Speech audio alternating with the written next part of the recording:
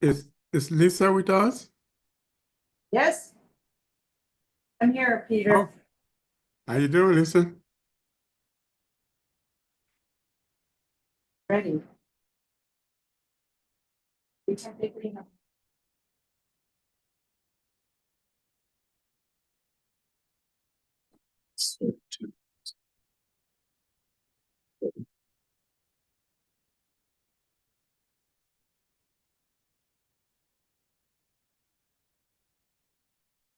Recorded in live stream.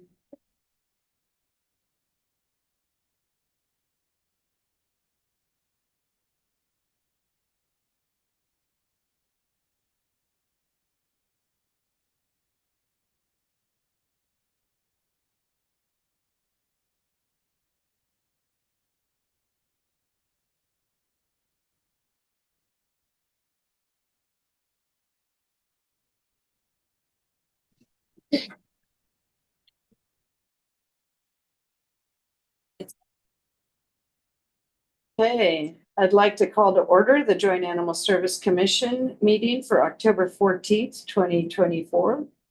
I'm Lisa Parsley, the chair of this commission. I'm going to go around the table first. Peter, to give Wayne a little bit of time. To my left is I'm Shannon Kelly Fong. I'm the Assistant City Manager for the City of Lacey. Sarah Hawk, Executive Director for Joint Animal Services. Becca Cry, Cognitive Outcomes Coordinator for Joint Animal Services. Vicki Smith, the Sheets Animal Clinic.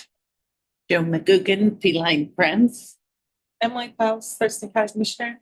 Bob Miller, Deputy Mayor, City of Lacey. I'm Mike Murphy. If I could just have an extra 30 seconds. I'm currently the president of the Thurston County Humane Society, and I'm going to be spending the winter in Arizona. And so Vicki has been elected this morning to take over my role as the president of the Humane Society for the rest of my term. So Vicki Salem. Hi. Part of Thurston County Humane Society. First woman in 107 years of the Humane Society. That's right. Congratulations. Way to go. Okay, on Zoom, we'll start with Peter. Peter Gavi, City of Tumwater. Wayne, are you available? Yeah, Wayne Fournier, Thurston County Commissioner. Hi, everybody. Okay, we've done a roll call, and some of you will notice in the agenda, there's a land acknowledgement, which is something that was put in there from the city of Lacey. It's a policy for theirs. We just need to recognize that we are all meeting on the ancestral homes of multiple tribes of the Treaty for the Medicine Creek tribes. Also noticing today is Indigenous Peoples Day. So celebrate that as you can and recognize in your heart where we are sitting in this meeting. I would like to seek approval of the agenda and consent agenda items, which include approval of the agenda, September 9th, 2024 meeting minutes, and October 2024 shelter statistics. Seeking a motion. Move to approve the agenda and consent agenda items as published. Second, Second, any discussion, changes, comments? Hearing none, all those in favor, please say aye. Aye. Aye. Opposed, same sign? Hearing none. So if I could chair, I think I only heard ayes here. Are we allowed to vote on that? It's never been clear. Yes, as long as it's not the budget. Okay, I'll throw out an aye then. Got it, thank you. And that's under the approval. not the- Okay, And just for clarification, all commission members have voting. You all are eligible to vote up until it becomes budgetary discussions, and then it is the 4 jurisdictions. Okay. Otherwise, all appointed members are voting members of this commission. thank you. Okay, thanks for that clarification. It's always good reminder. Do we have any public comments in the room or online? We have not received any written public comment. No one has signed up to give public comment, nor has anybody in the room. Okay. All right, moving on to agenda item 6, which are business items. We're going to do community outreach and awareness with Becca.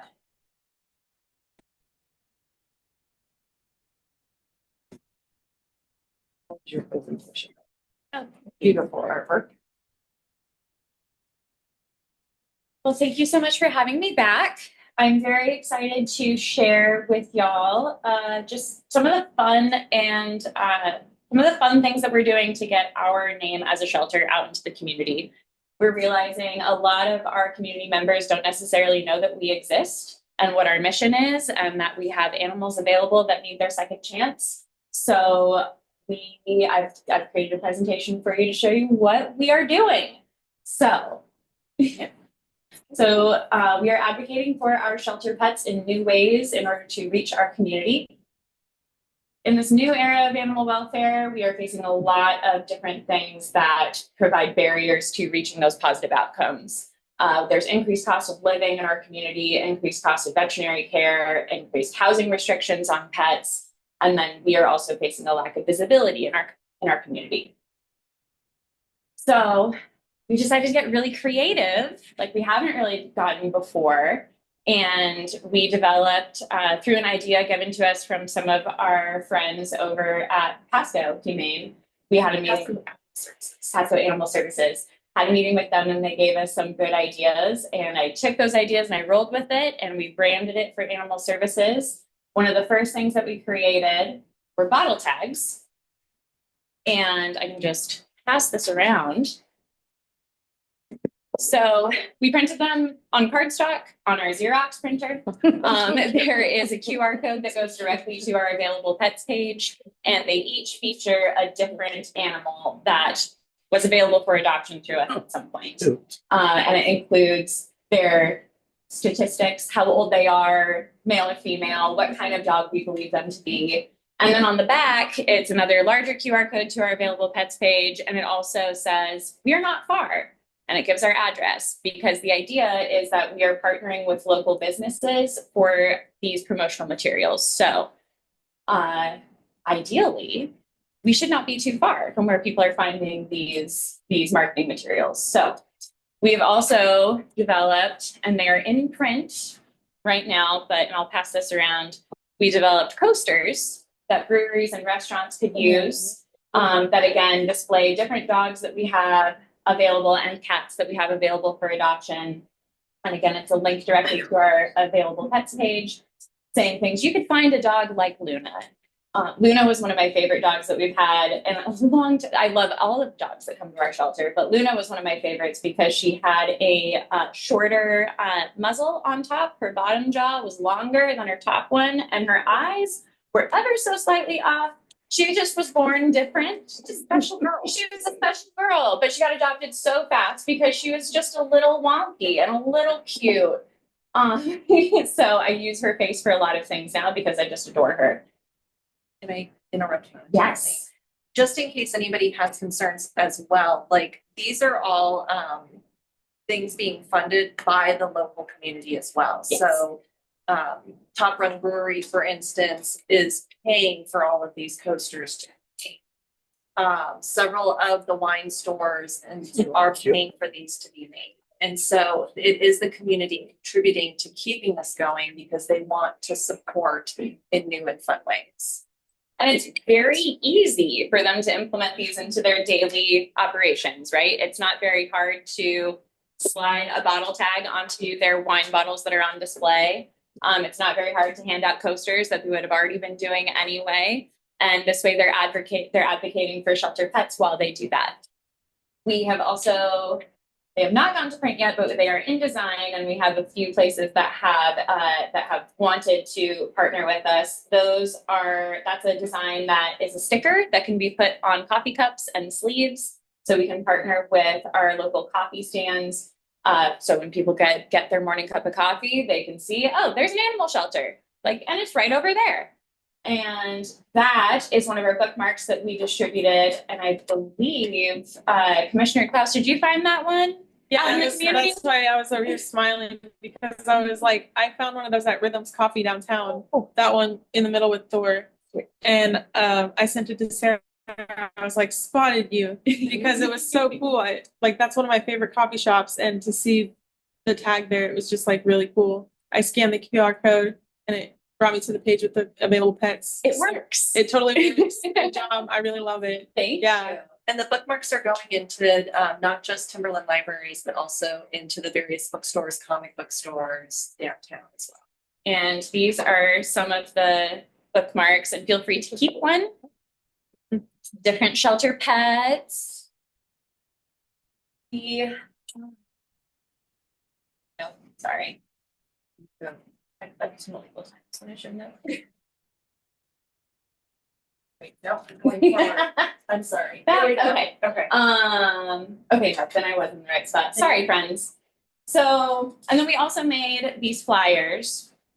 And what in our meeting with Pasco, when we were talking about these marketing ideas, we realized that there's already a foundation laid out for us. Our community members and these local businesses are already doing the things that we need them to do. There's local coffee shops that have community boards that are very frequently viewed. They are already utilizing the materials that we can replace for them by putting our shelter pets on them.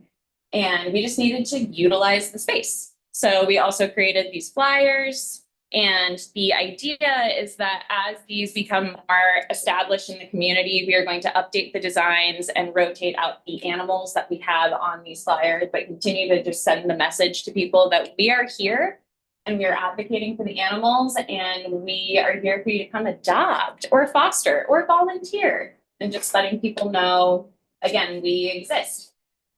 So multiple local businesses have already agreed to partner with us. Orca Books are very excited about our bookmarks. Danger Room Comics was very excited to be giving them out. And then Westside Lanes has a restaurant inside named O'Malley's, and they were thrilled about the coasters. They can't wait to receive their first round. And then we also went to local wineries.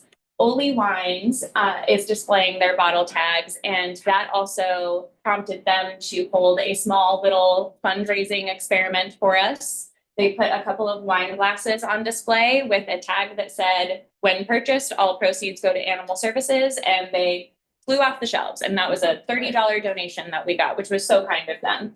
They're also hosting an event for us at the end of the month. Yes.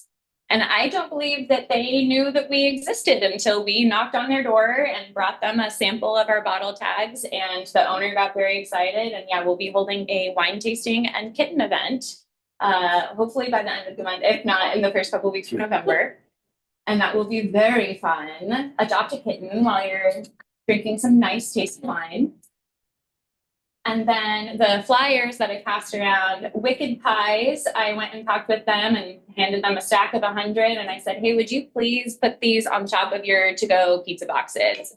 And they were so kind. They said, "We can do that. We can do that for you." So it's very easy to put a piece of tape the flyer on top, and people who are ordering pizza to go home, it's just another part of the community that maybe we wouldn't have reached before. Multiple coffee shops have agreed to do the stickers on their cups or on their sleeves. Rex and Rose also has a stack of bookmarks that they're giving out to their customers as well. And then T Brothers Liquor and Wine Lodge, they are super thrilled about the bottle tags as well. And they just have a stack at the register. And before people leave, they just slide it onto the bottle, put it in the bag, and go. So you can't not have an advertisement there. So with these strategies, we are confident that this is going to increase our visibility in the community. It's going to increase the amount of adoptions that we have.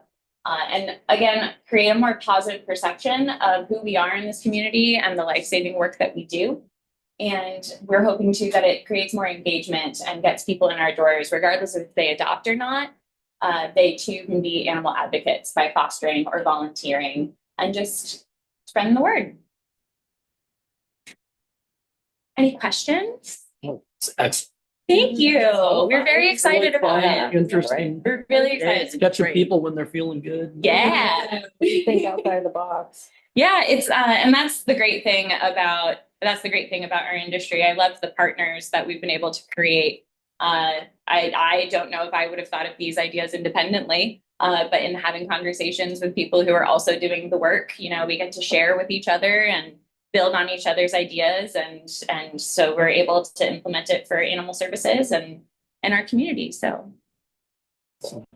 This is awesome. Yeah, I Thank love you. it. Yeah. That's great. We're really excited. Any questions, Peter or Wayne? Comments?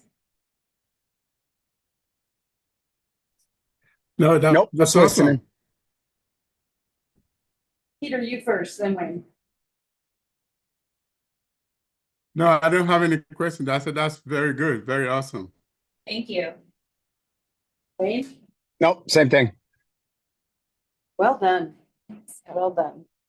You know, as a politician, it's not an evil word. It's always been known it's better to be pictured with an animal than a baby. Mm, Yeah, it's gotta be true for businesses too. I mean, and it's gotta be good marketing then too. So Yeah. well done. Thank you.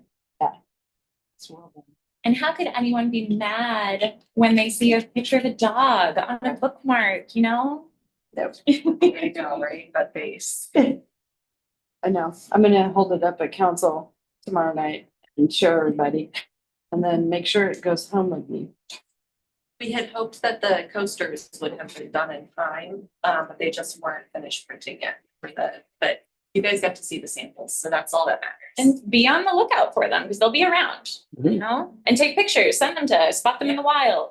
Email me, text me with them. I love seeing and sharing photos of them in the wild and where they're at. Because You could do sometimes that. they also migrate. And That's a it good wasn't idea. it wasn't a place that we had actually Where put them, where's but they the known? migrated there. Yeah, maybe need to do a bingo card too, for people to Ooh. go see all of the various locations.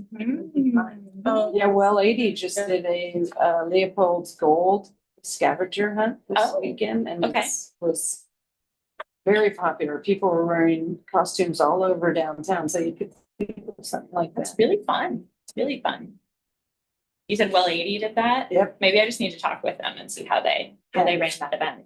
It's called Where's Leopold's Gold? Okay. Okay, this is fabulous. Fun.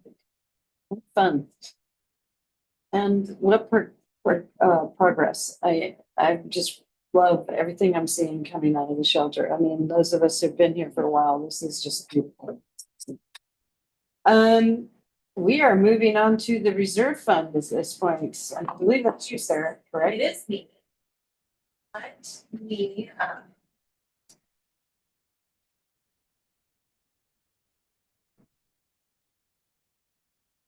you guys received in the packet, a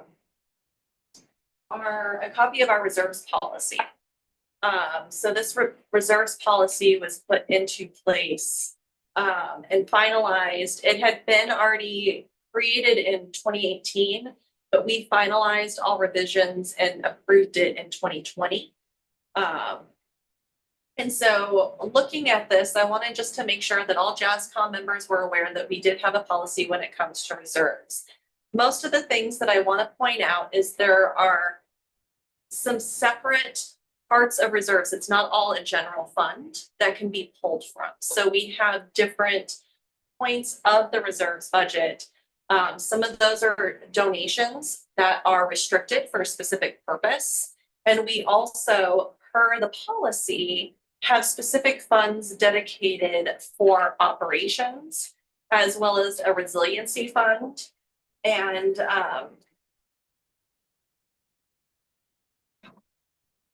one more. Contingency fund, you, Lisa. All of which has parameters of how much we have to keep in it at any given time. So the operating reserves fund has to have 2 months operating budget maintained at all times, for example. When looking at restricted funding,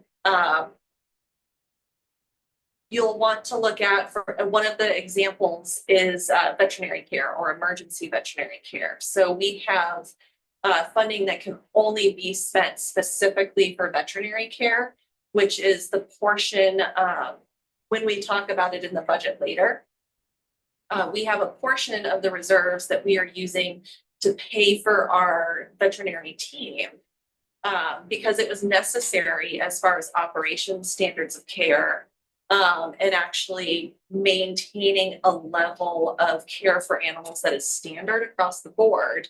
But because a veterinary team can cost money, JASCOM voted and agreed and approved that we would start using those restricted medical funds to help offset that cost, reducing our reliance on that year over year.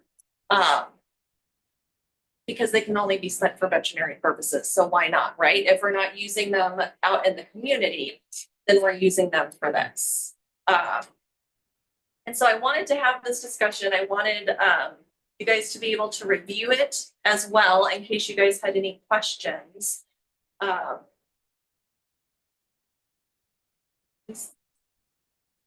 Well, I would just a comment, I was on the JASCOM when these were made, and if you look at the date when they were approved, it was just before the pandemic hit. And the recession resiliency fund was on everybody's mind because we obviously didn't know what the economy was going to do. But that fund could be useful in the future. My only question for you is when you get to your budget, you may be answering some of this, is the replenishment of the funds, like for the veterinary fund. What is that? What is the requirement? How fast? It's 24 or 48 months that we need, 12 months that we need to replenish. What your budget is saying. We'll talk more about that during the budget presentation specifically for medical. But for example, just from 2022 to 2023, the restricted funding for medical went up by like $300,000 in donations. And so it is getting replenished with the community donating with specific grants that help pay for us to do community cat program, TNR, does Yanni Halloran Foundation paying for equipment purchases, things like that as well. And so that is a fund that is getting replenished from the community currently and by grants.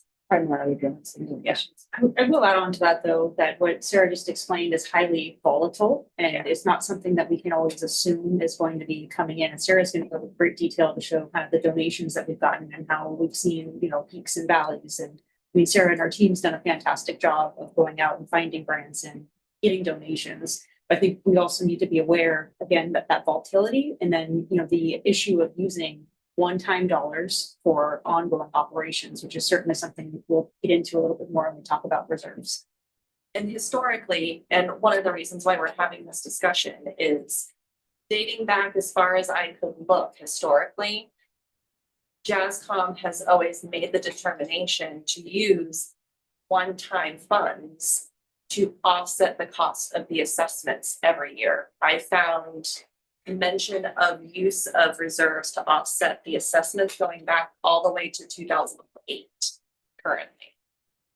So that's one of the reasons why we're having this discussion too, because in 2021, because of COVID-19 and the pandemic, JASCOM made the decision to use those recession resiliency funds to offset those assessments. And with the idea that year over year, with 2024 being at zero, we would have reduced our reliance on those reserves over the course of 4 years. And in 2024, we should have been paying the true cost of operations for the shelter.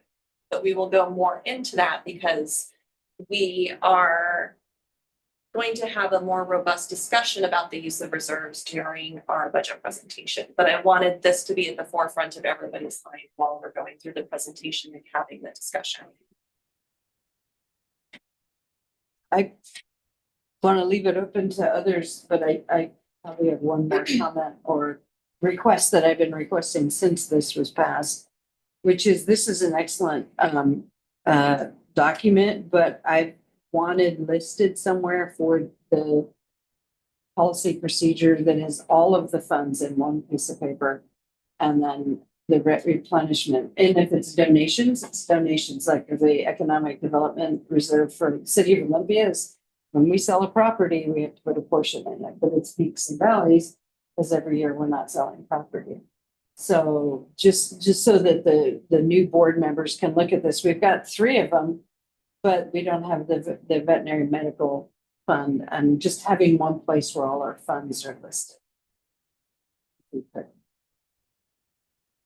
And then how they're filled. I think that helps with understanding, especially when we have to dip into one, like keeping our veterinary medicine going. And Sarah is gonna show a little bit later on in the budget presentation, just kind of the net position of the city, which gets to, I think, partially what you're talking about. Yeah, it's just, I'm thinking like the city of Olympia is going through our budget right now. And we have our funds and I can go to a page and say, these are all our funds. Yeah, so one location. One thing too that Sarah and her team are doing, and Sarah, maybe you can talk a little bit about this, is are looking at revising how they take in donations to make it easier to do something like you're talking about. So Sarah, do you want to explain a little bit more on that? Or do you want to wait for your budget? No, it's totally fine, because that portion isn't a part of the budget discussion at this point, but no, so previously there were multiple buckets. Anybody could pick a bucket. You could, get as specific as I want to provide medical care for senior cats only. So very detailed restricted funding coming in. And so what we have done is we've gone through our reserves, at least the restricted part of the reserves, to really look at what those look like. So that's also part of when we get into the discussion of like our grants portion of the budget that we look at. Those are pulling from those restricted reserves specifically to pay for some of that stuff. But what we looked at to make it easier is we've now allocated three buckets or potentially overall when you're looking at it. And so now people will only have the option to donate to the general fund, medical fund, animal care, or capital. So it'll simplify it. And so we won't have the 8-page spreadsheet anymore. I'm gonna embarrass Sarah a little bit here. When I first got on JASCOM, we were not aware that our budgets were drawing primarily from reserve and that the assessment for the jurisdictions were not adequate. And it was under Sarah's leadership that pointed that out. So the jurisdictions could start to step up and pay the appropriate amount. And you cleaned our budget up and your leadership did. And I think that should be called out because it makes us more viable and we provide a better service to our community at all levels because of that. And the jurisdictions would have been a little upset if we had ended up using all the reserves up and not paying our fair share of assessment. That's important. Oh, Wayne, go for it. Sorry. So okay, thank you, Lisa. So, I'm just trying to catch up. The main topic or the main point being made now is that JASCOM has been using reserve funds to pay for the operating expenses, and that has been another thing that has kind of driven down the jurisdictional assessments, and now JASCOM is looking to wean the operational funds off of these reserve funds. Is that kind of what I'm hearing? Yes, that would be an accurate summary. Okay. The meeting last month, there was talk about 8% increases to the assessments to the different jurisdictions. Is that 8% accounting for this kind of conversation? Because when I went back to the board and I mentioned that 8%, there was a lot of raised eyebrows and it already kicked off a lot of difficult discussions. So is that 8% representing this shift in funding, or is this an additional revelation from the last meeting? No, it's representing when we were talking about the jurisdictional estimates. That was accounting for the fact that we were not using reserves to give a field rebate, which was part of that 8 to 10 estimate that we have given. Now, when we get into the budget presentation, that is no longer the case. It is actually a higher percentage, which will be part of our discussion and budget presentation today. And it's specifically because we're not, the field rebate we used last year, because there was no, we did not pull from reserves to offset operations. We only pulled for the field rebate because we had finished off our 210,000. And again, this will be in the budget presentation, so you guys will have numbers in front of you. But we pulled $260,000 from reserves to offset the field, to give everybody a field rebate. We're not giving we're not using $260,000 of our reserves to offset the jurisdictional assessments and to reduce, to, you know, help pay for operations this year. So we'll get more into that, Commissioner Fournier, in the budget presentation. But yes, that percentage point is accounting for, to moving us off of the reliance of using reserves, because it's really a false deflation, if you will, the actual cost of what the jurisdictional assessments are. Okay, thank you. Any other questions? Good.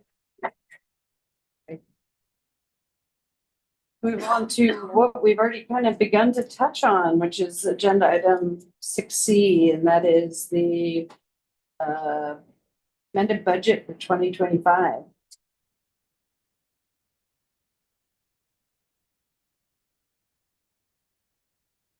So during today's budget presentation, we are going to be discussing some of our key accomplishments of 2024, some significant trends that we noticed when pulling the budget data.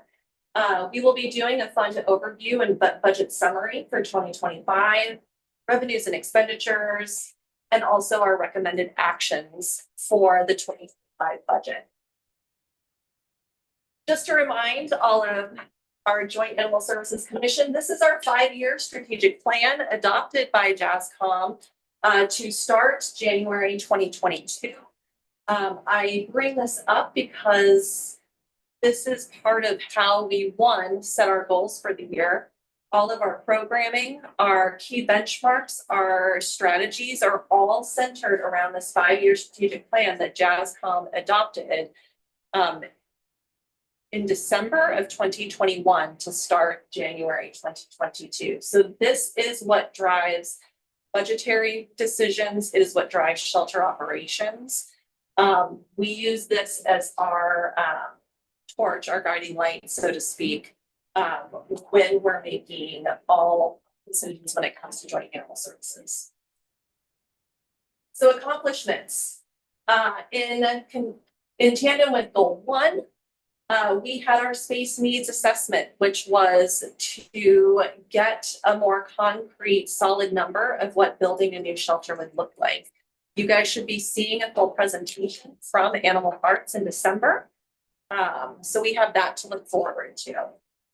This does play a part of becoming a sustainable organization with the capacity to meet the needs of our community. Some of our other accomplishments that I'm very excited to talk about have to do with goal 2, which is expand and improve animal care and programming to support our community's pets and people.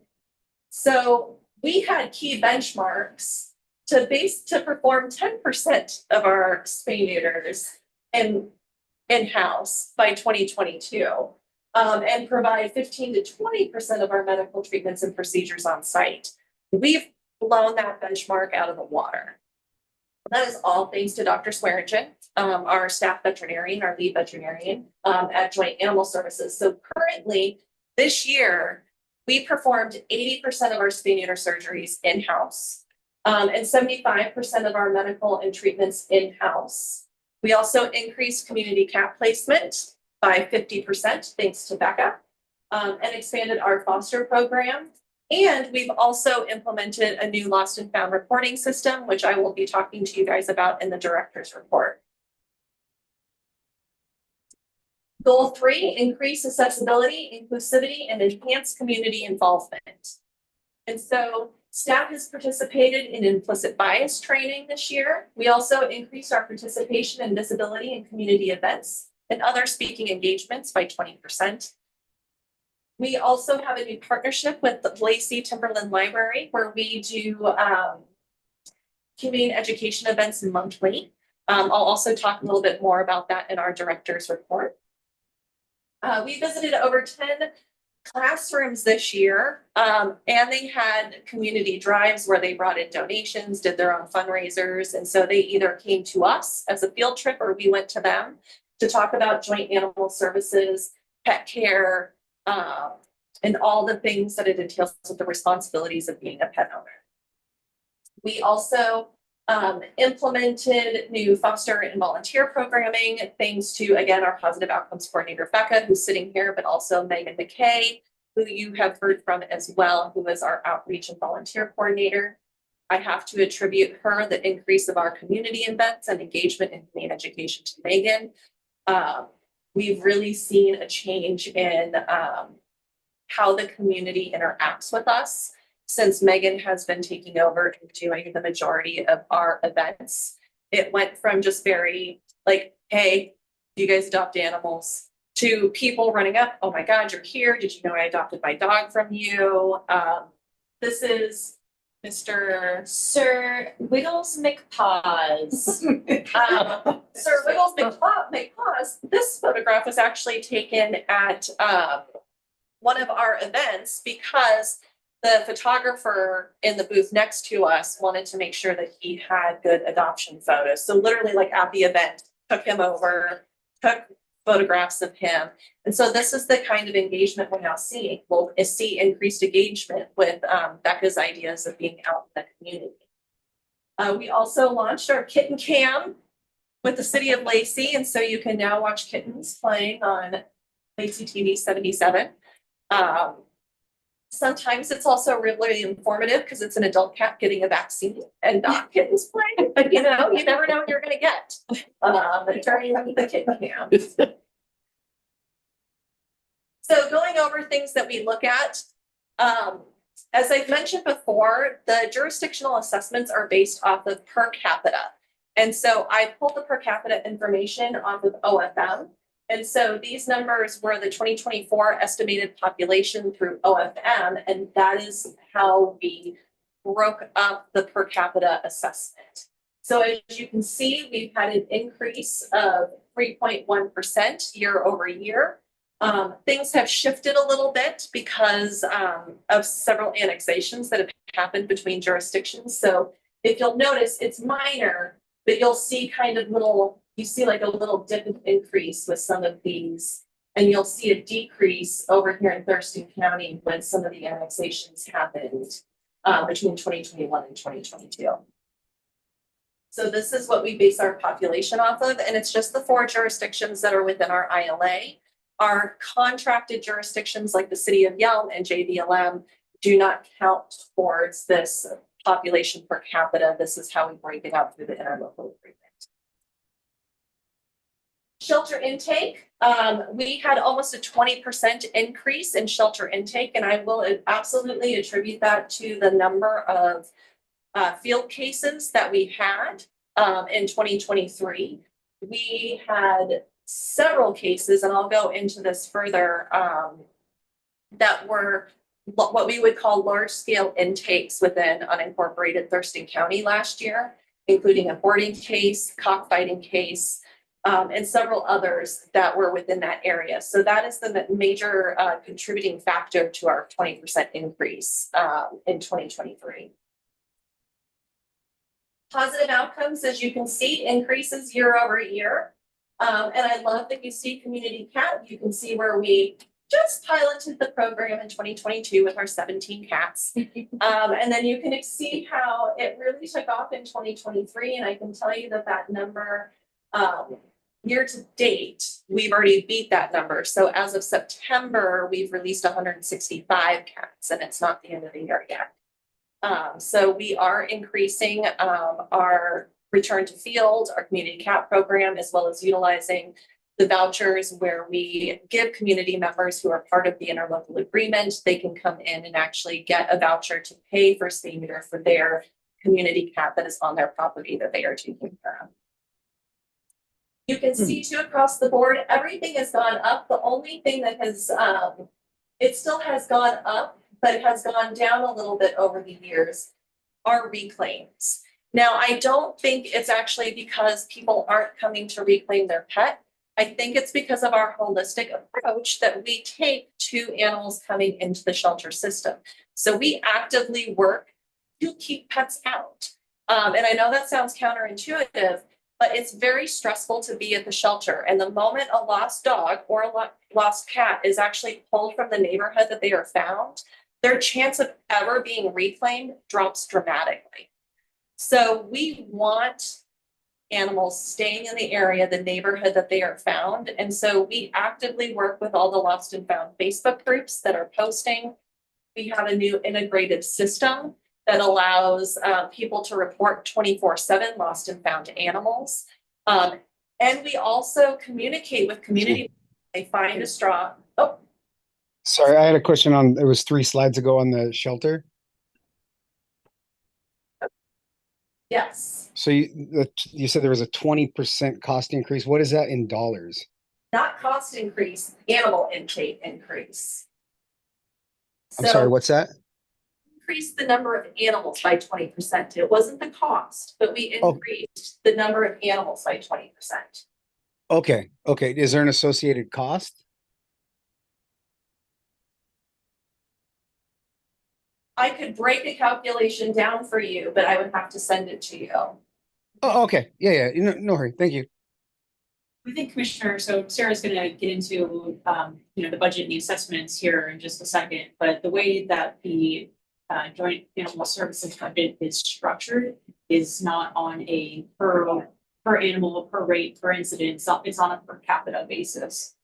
Yeah, so basically, it doesn't, you guys have paid your assessment because it's per capita, right? And it's based on an estimation.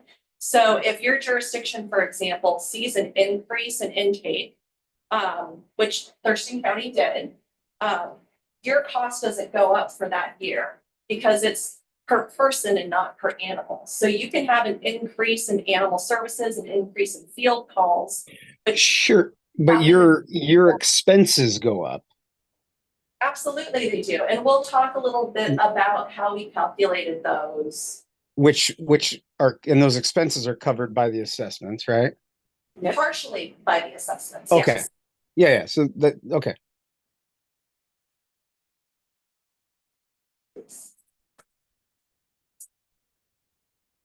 So then, so anyway, I was talking about a holistic approach to stray animals.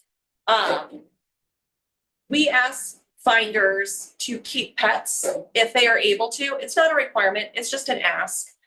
Because most likely if they found it in their neighborhood, the owner is there. And so we say, hey, can you hold on to it for 24 hours? Are you willing to go walk the neighborhood? Have you, do you need to bring it in to scan for a microchip or go to your nearest vet clinic for a microchip? How long can you hold on to it? If you can't, totally fine, bring it on in, that's not a problem. We'll get it taken. But most times people don't want to have to take them to the shelter either. And when we can give them resources, and a lot of times we recognize the animals from the lost and found posts from our own reporting system, and we can usually reunite in the parking lot without them ever entering through our doors. So that's why I believe that the reclaim rate is lower, is because those reunite, like animals are being reunited outside of the shelter, and they aren't having to go through us to pay a reclaim fee, to pay boarding fees.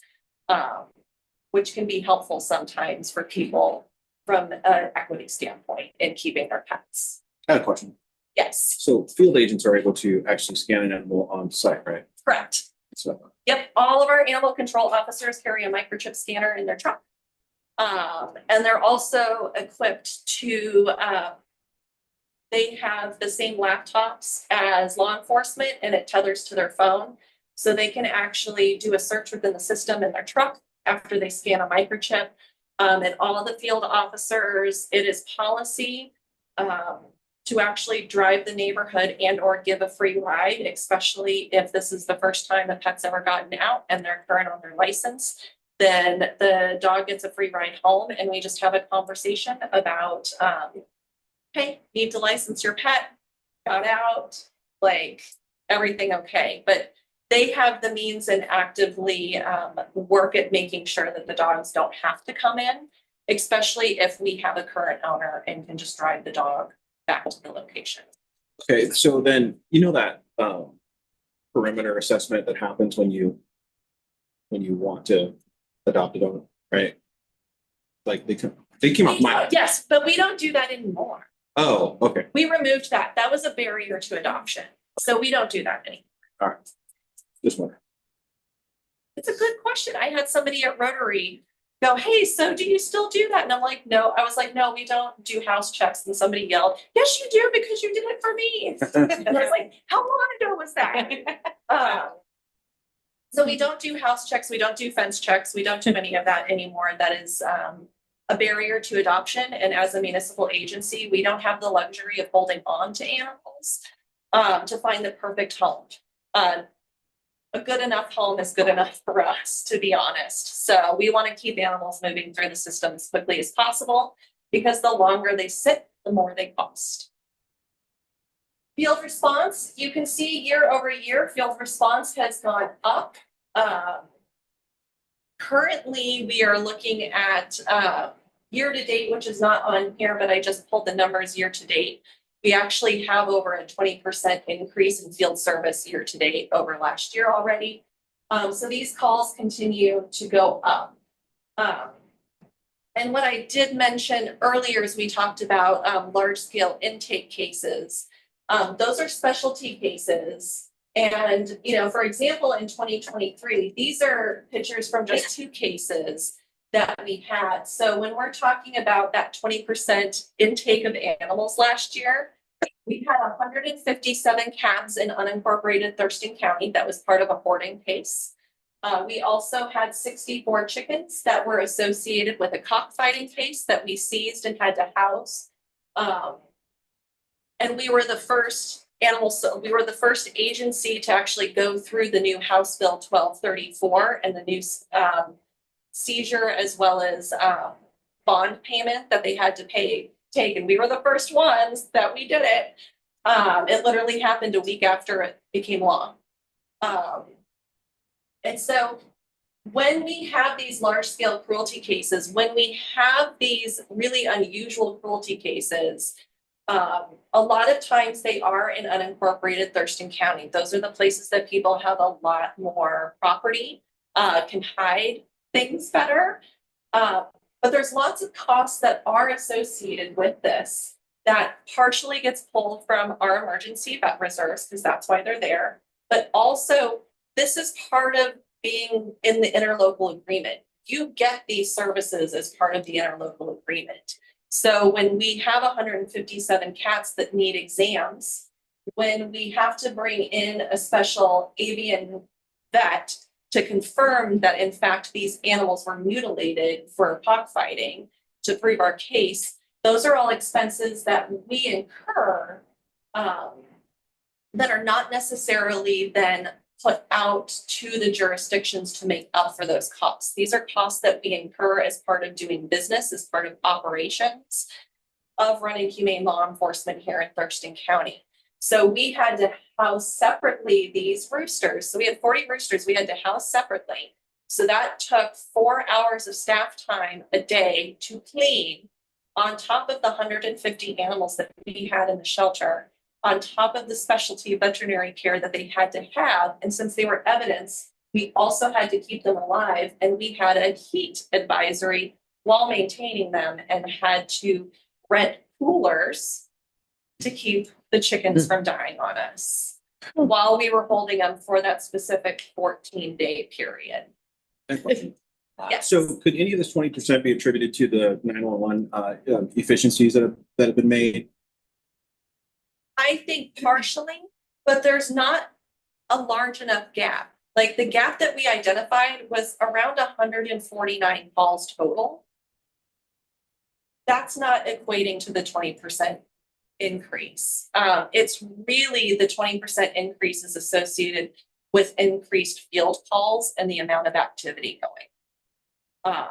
Because you can easily see from 157 and 64, that's over 200 animals in just 2 cases that came in that wouldn't have normally been a regular intake of our facility had we not had our animal control department.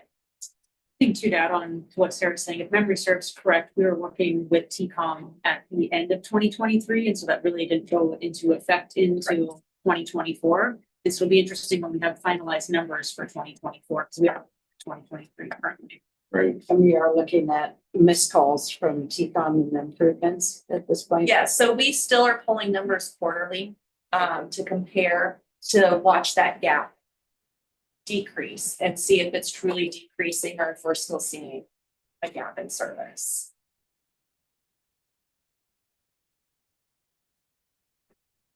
Also, I do want to point out before we move on, this cat hoarding case, because it made national news, we actually ended up having 4 other houses self-identify asking for help after that. And each of those houses had 50 or more cats in them. So again, it is our cases that contribute to these larger intakes. License sales have honestly gradually gone down year over year.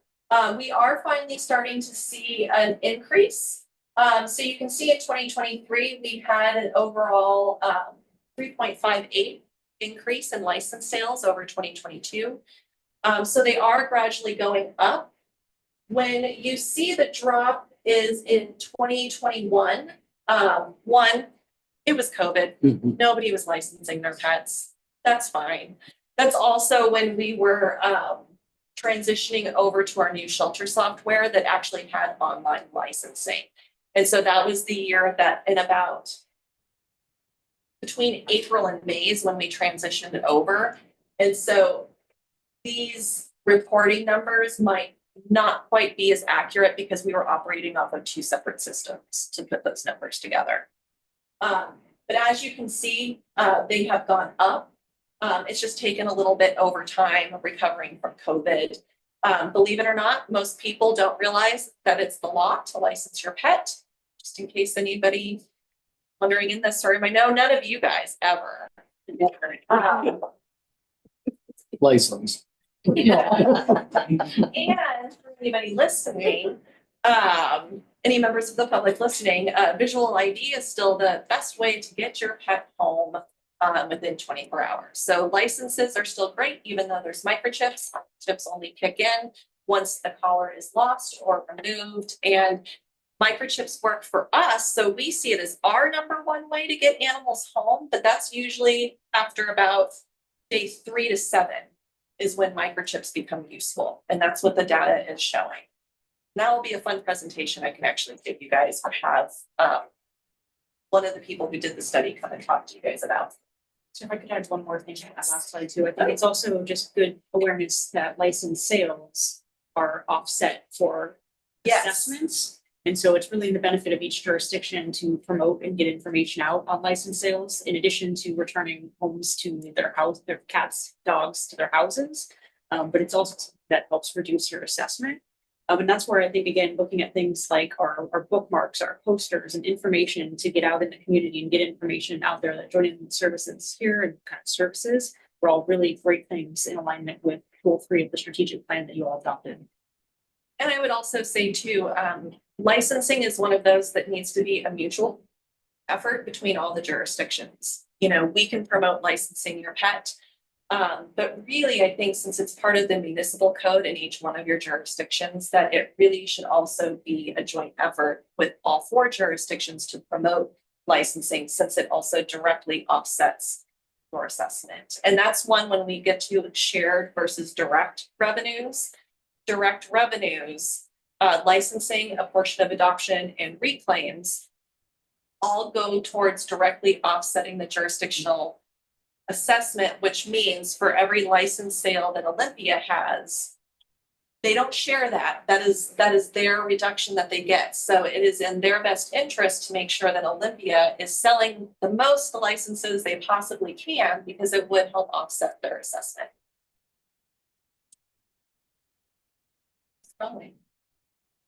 Private contributions. So when we're talking about the donation or reserve, the restricted portion of our reserves, These are our private contributions. So going back from 2020 all the way through 2024 year to date. I do want to point out, guys, that last year was a really amazing year for us. It's not something that happens all the time. A large bequest like that is not frequent, but we are grateful for it nonetheless. But even without it, we had a really great year because since the hoarding case went national, we had people sending us donations from all over the world. We actually got donations from Australia because of the cat case. And so we saw a larger increase in our normal private contributions than we have seen normally. This also includes large donations from private foundations, or what I would call grants, not in the same terms that governments use for grants that are usually federal grants or things like that.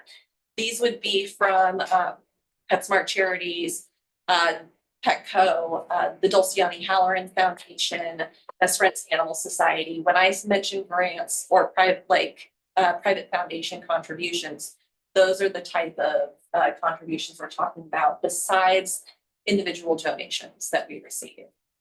Would we be able to keep track since this has started, if there's a boost afterwards? Because people might be more interested in donating.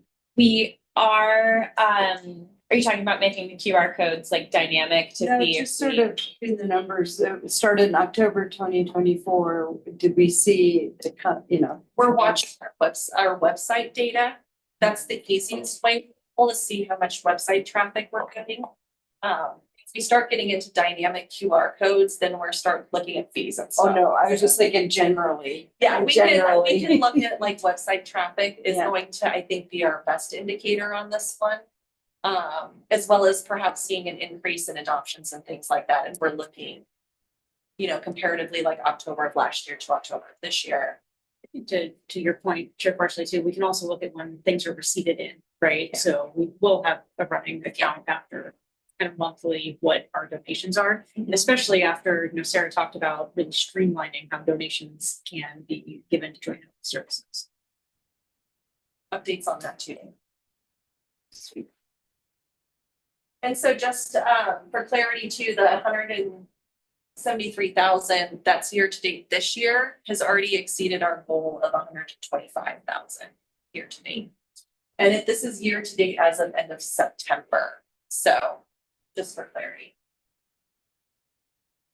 Can we attribute this increase to greater exposure?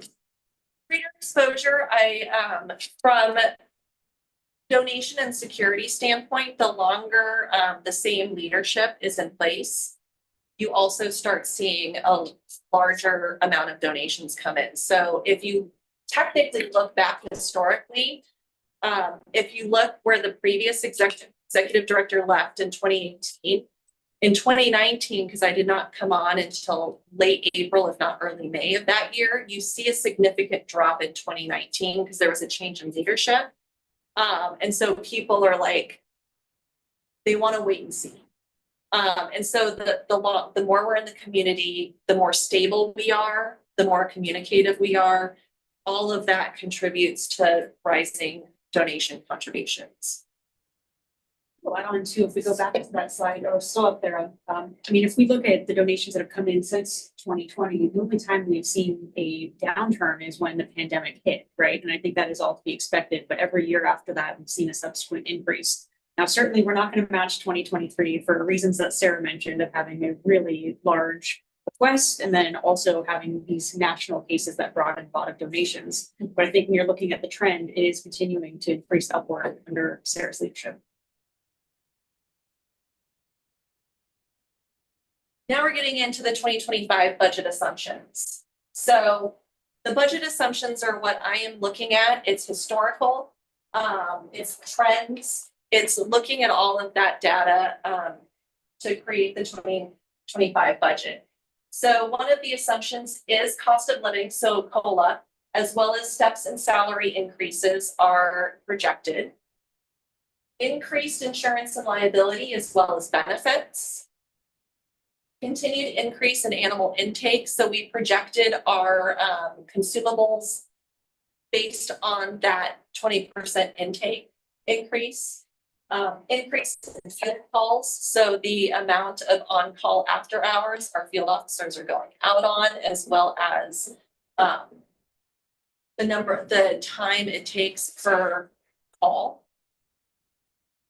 We are doing, as I discussed last meeting, we're doing a department restructure. So we're not increasing our full-time equivalents, but we are shifting some stuff around.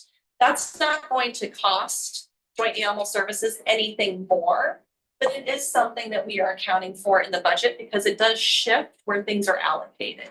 And so we'll talk about where you're seeing increases, even though there's an actual decrease to the overall budget. In the different departments, you're going to see where there's shifts, and that's because of reallocations from the organizational chart. We took into account our continuing trend of increased revenues through donations. Expenses are based on historical and actual costs, and we are projected to end this year. Historical base for facilities and fleet maintenance, and continued reserve use. This is the organizational chart I'm referring to. So where you see the animal welfare and field manager highlighted, we are, so it's a twofold. So instead of hiring, we had an animal and veterinary care manager. We chose not to replace that position this year. And instead, what we're doing is we're converting that position one into a licensed veterinary technician. So we will have a team of 3, which means we don't have to pay for a relief LBT anymore. And that'll actually reduce an overall cost because they're on staff. I have the veterinarians nodding in the room already. With that cost savings, because that's still not a manager's position, and we are accounting for competitive wages, Lisa, before you even ask. I already did my salary study on that. What we do want to do is, again, have continued growth within the organization. So Sierra Tees, who you have all met, she gave a presentation at the last meeting. And she's also presented in front of JASCOM before. She will be promoted, transitioned into what we're calling the animal welfare and field manager. So she will have oversight of not only the field team, but of the animal care team as well. And with that transition, normally the operations manager actually sat over field. So Andrew will no longer be in charge of field. Sierra will have full authority over that department as well as animal care.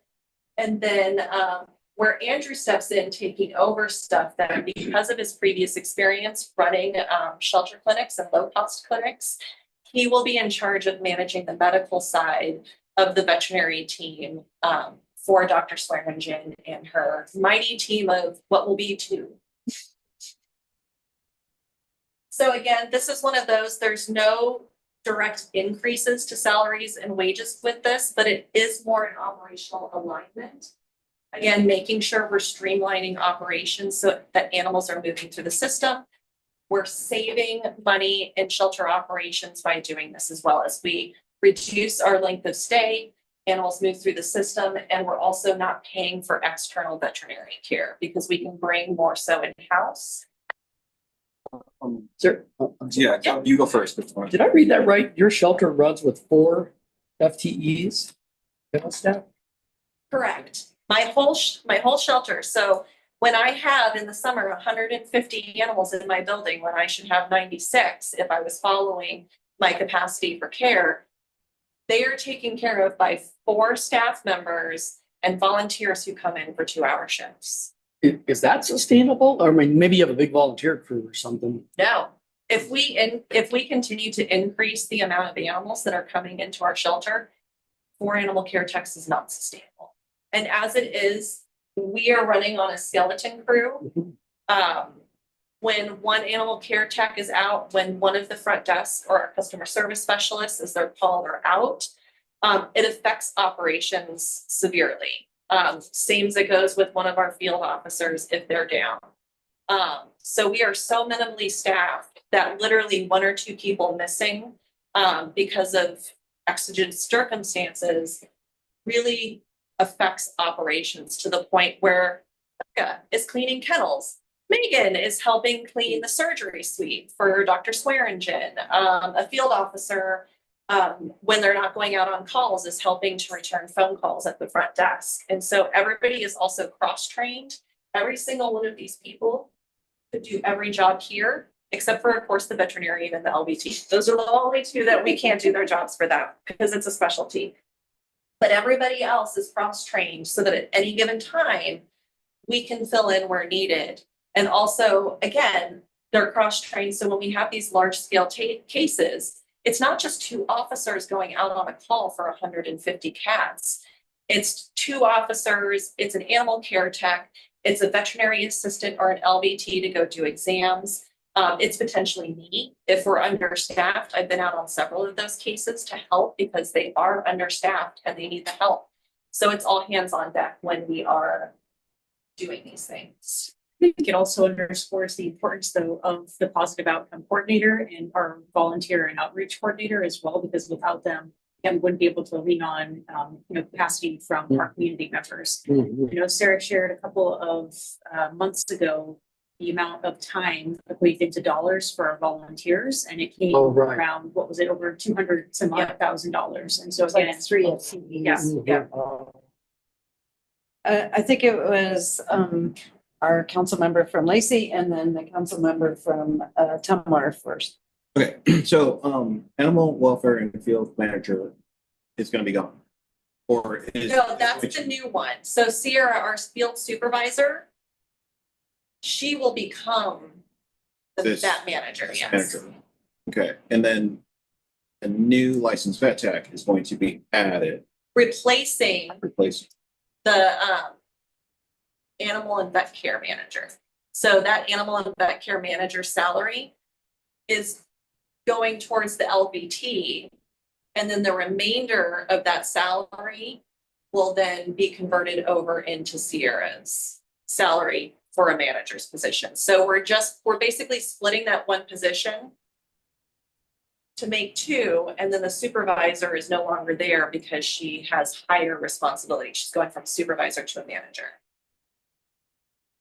I heard that the same as you did. Yeah, That's what I had, and then I wrote it down and I crossed it out. I thought that position was converted to that position. But no, you cleared it out. Okay, Peter?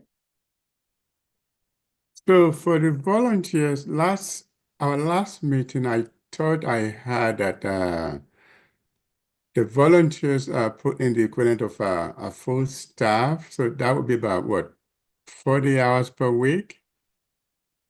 Yeah, so they equivalent volunteers, the time broke down, it was like 3 point something full-time equivalents, which equivalated to over $200,000. That was the number of hours that volunteers gave last year. Okay, so a follow-up on the average, how many volunteers do you have per week, and what are their specific duty? So according to your to your graph here, what would they be? What do they do? What job functions per se? We probably Megan just let me know. We have 100. We have volunteers 100 for So we have 100 volunteers. They may not be consistently coming weekly. But it would be accurate to say at least 30 to 40 come weekly. And of that, probably 20 of those are there more than once that week. They can do a variety of jobs from cleaning kennels, walking dogs. A big one is our laundry. So we have to have laundry running all day, every day. And so we have volunteer shifts. We have volunteers that come in, they can come in for 2 hours, but literally most of my laundry volunteers come and stay a half a day at least, so 4 to 5 hours doing laundry before they leave. They can go do events, we have data entry volunteers, we have lobby greeters that help greet people coming in and directing them where they need to go. We have volunteers that help facilitate the adoptions up until the point where we're processing the money. And so they do all the meet and greets, they get the animals out for the adopters to meet, talk about the animals because they interact with them. So we have volunteers completely integrated, and we don't even really refer to them as our volunteers when we're talking to them. They're team members. And so we refer to everybody as a team, and that includes employees. So all emails going out are, hey team, update team. It's not, hey Jazz volunteers. It's hey team members, because they really are an integral part of our team. They're allowed to sit on any of the meetings that we have, unless for some reason they're, sensitive information, but they participate in meetings. We have a champion dog program where they look at different takes, quality time with dogs who need a little extra care that maybe aren't doing so well in the kennels. They help facilitate play groups with Becca and Megan. So they're really at every facet in the shelter, and we are looking at even creating and broadening where volunteers can be. How's the last time we got together, you were talking about the new volunteer orientation program where it's like a 5-minute video and then you leave them in a little bit softer. How's that going? It's going really well. We have anywhere between 1 or 2 in-person orientations a week after they've done the online orientation. Those in-person ones are scheduled during the time slots that we need filled. And so that, again, thank you, Pasco Animal Services. They gave us the idea their volunteer coordinator only has orientations in the time slots that are available, because then you're going to get the people that can actually be in those time slots. And so we'll do then specific orientations for certain volunteers. They get a tour, and then they're partnered with a volunteer. And they actually get their training through our ambassador volunteers from those different departments, so that they're getting consistent training. They have a checklist. I think it's going really well. I think they feel more integrated. I have seen so many new faces, and I have seen so many young faces. I have seen a huge increase just walking the shelter. The amount of youth volunteers has increased a lot. Thanks. I put a pin. So Sarah, haven't heard you say that. So our emphasis then should be that even though we have a graph that shows all the FTEs, in terms of the volunteers at JASCOM, we hope we will rely on them to help us cover if and when staff are calling or are not available for shift services. Am I right if I say that? I wouldn't say that we can count on them, because again, they're volunteers. And I think it would be a huge mistake. And it's a mistake that a lot of nonprofit organizations make when they assume that volunteers can do the jobs that the staff can do. People are there and they make a commitment to be there. But that's not the same as a staff member being there, and they can only commit for so long. We can do emergency calls, and we have. So when we have had not both, but all of our large scale intakes, because when there are cases, the confidentiality around handling those animals, the staff have to handle those. Those are usually when we do all calls to volunteers to come and say, hey, we have to be focused on this court case.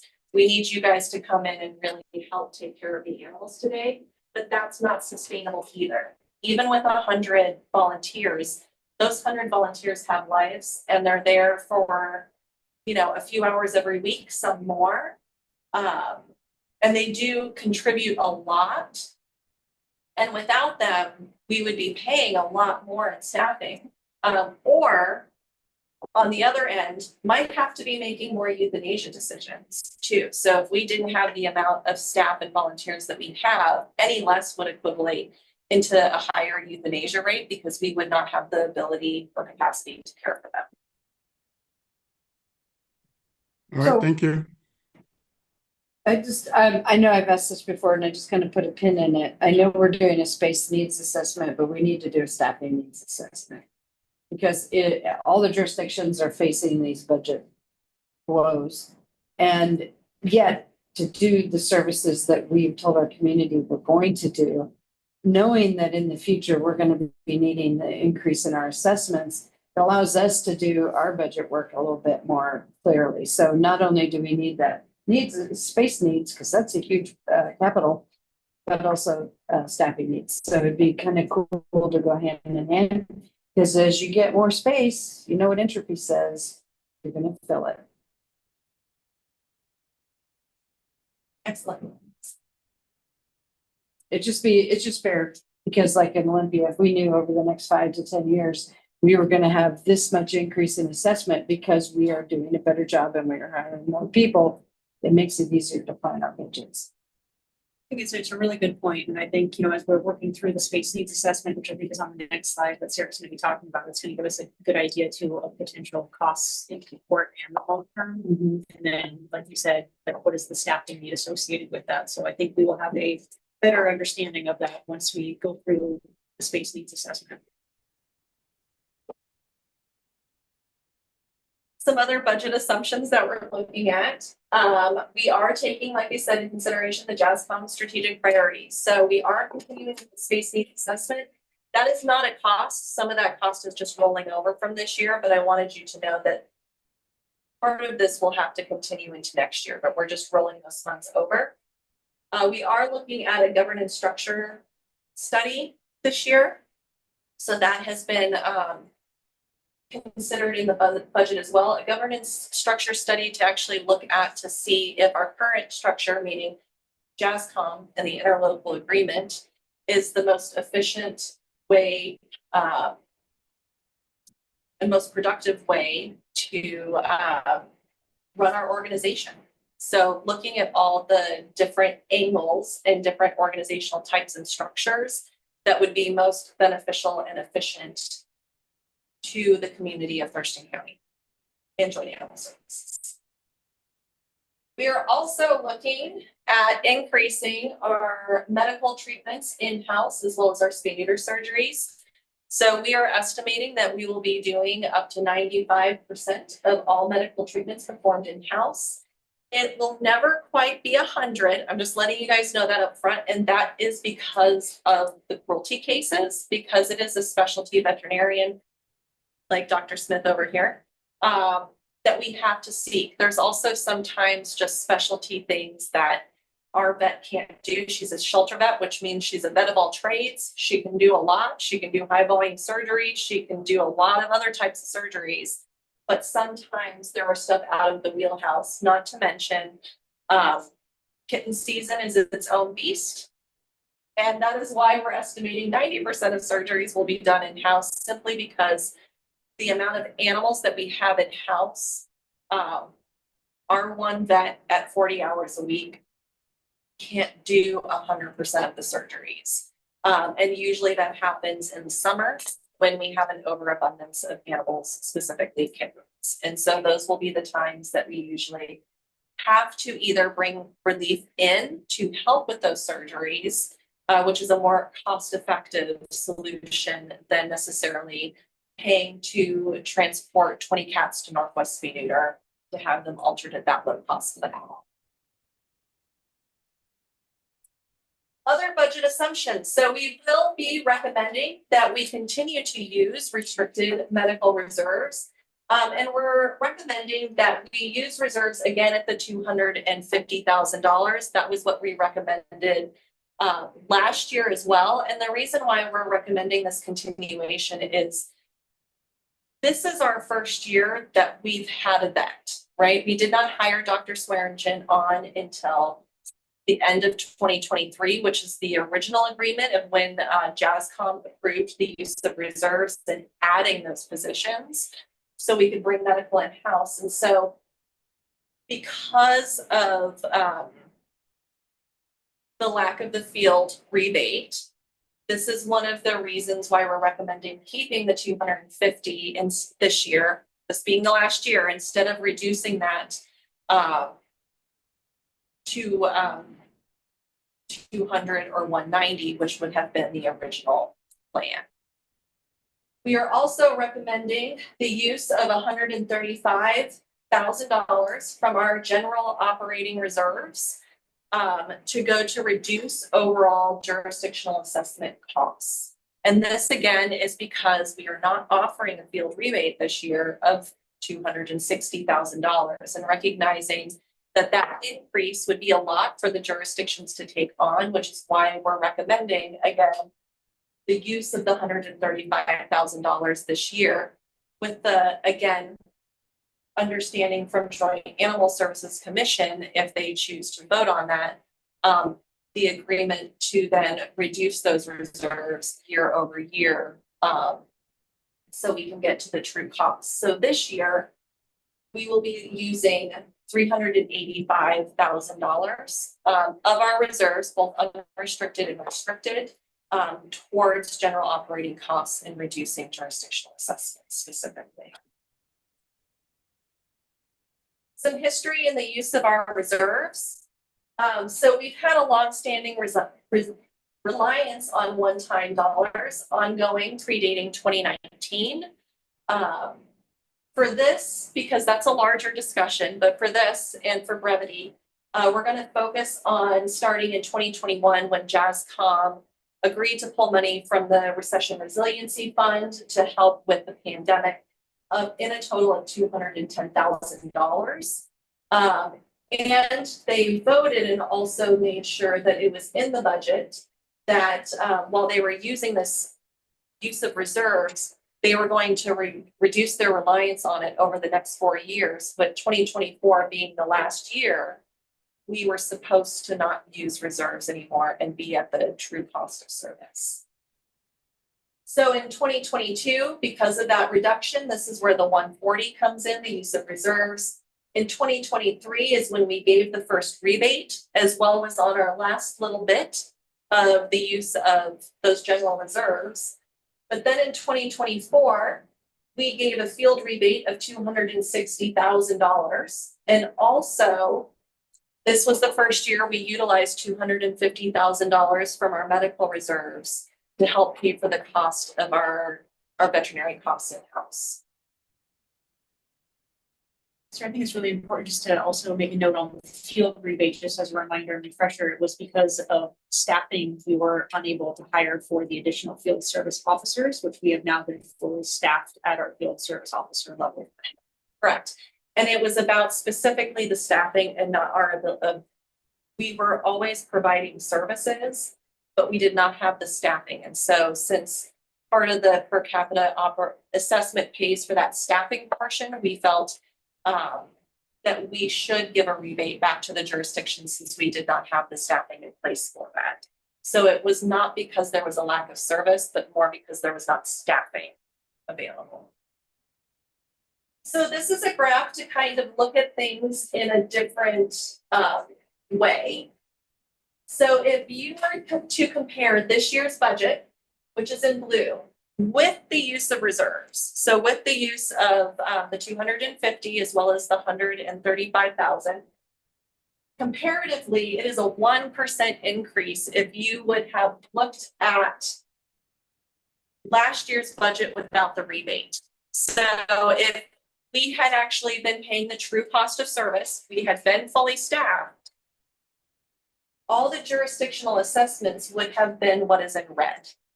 So you rounded up by $1. Yeah. You know, sometimes that city of Lacey gets that dollar roundup every time. We get the extra dollar. You do. It's written historically in the notes. Let's do $1. That dollar is what balances the budget, ironically, every time. Thank you, City of Lucy. Takes that burden on. So this is just again, so you guys can see, had the field rebate not been in place, this is what our assessments would have looked like last year, comparative to this year's budget with the use of reserves. Oops, nothing. So I think go ahead. The 385 minus 250 is the reserve number. Yeah, 135 is the reserve number. Yep. But I just want to underscore, and I know Sarah's going to go into detail again as we actually walk through the budget. But if you look at the projected assessments for 2025, And again, you compare it to what was the assessment for 2024, but you take into account that no field rebate was given. The actual increase to assessments is around that 1% marker. And the reason that the field rebate was provided was again because of the staffing levels, even though the services were being provided. Now Joint Animal Services is again fully staffed in their field service officers. And we'll show you that projection too as well, because that was a projection that we gave to everybody in 2023. So that when we did the initial field rebate, jurisdictions understood that that was a one-time use, and they could see the projections of as we moved through reducing our reliance on reserves. So I'm wondering if we were to look at and see if there could be a correlation, if we looked at the cost of supplies, the increase in the cost of labor, and these numbers, if we would see some kind of, what kind of correlation we see. I know I'm paying more for everything, like a bag of Doritos, Yeah. even, right? All the way down to that.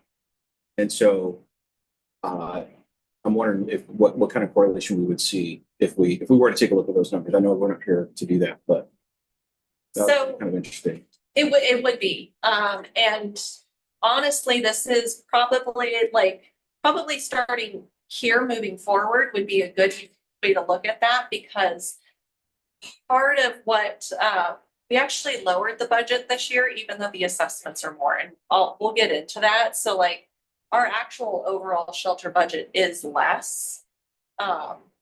It's just, again, we're reducing that reliance on reserves.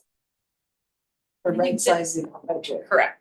I think, Deputy Mayor, to answer your question and look at inflation and costs, they're well over 1%. That's my point.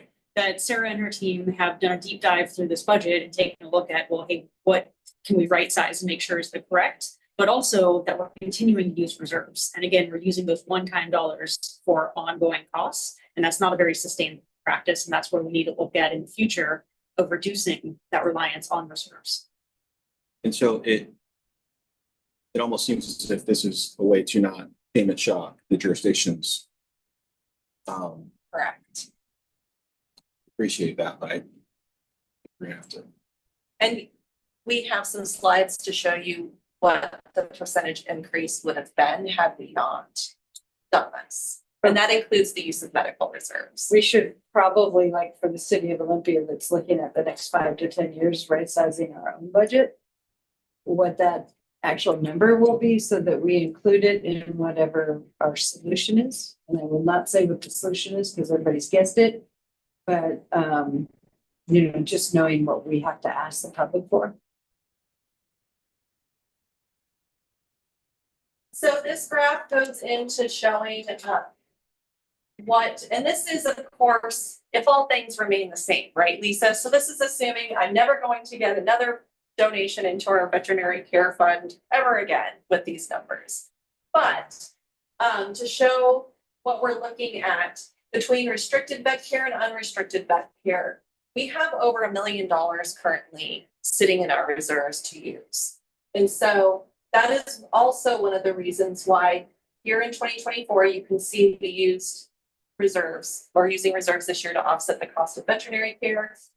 We're recommending the same for 2025, and then you can see the reduction year over year until 2029, with 2030 being the no use of medical funds, reserves, I should say, to pay for any medical costs when it comes to shelter operations. And again, the remaining cost, of course, this is not all this is done in a vacuum right here, right? Like there's no incoming donations. We know that they're going to continue to come in, but again, that assumption is volatile, right? Like we don't know if we're heading into recession.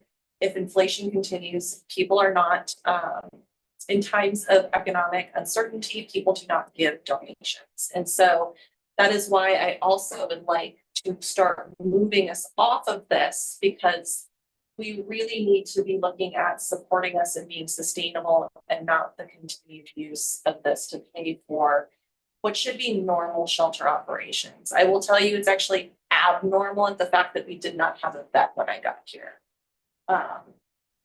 So the fact that we're actually becoming up to date in what are considered standard practices here is also part of this. Can I ask, are the, and I realize we're not part of the budget, but are the reserves, are these donated dollars? Yes. Or do they, oh, that's where they come from? These are all, Okay, these are all donated dollars over the years. Some of these restricted ones are very restricted in the sense of, because it's for over the years, right? Like people would make donations and be like, I specifically want my $800 to pay for medical care of elderly cats. And so that is the only time I can spend that money. Which is why we now have the 3 buckets and people don't get to pick a slew